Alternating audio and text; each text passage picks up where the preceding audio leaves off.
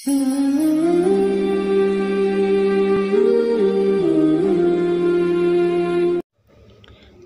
Number 1، قرآن کے نزول کی ابتدا کس تاریخ سے ہوئی؟ سوال نمبر 2، سب سے پہلے کون سی آیت اتری؟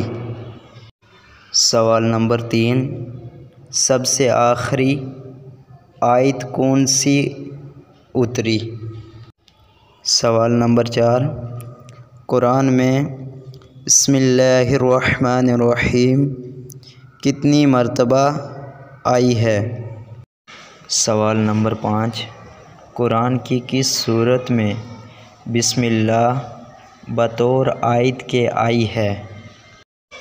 سوال نمبر 6، قرآن کی کس سورت کے شروع میں بسم اللہ نہیں پڑھی جاتی ہے؟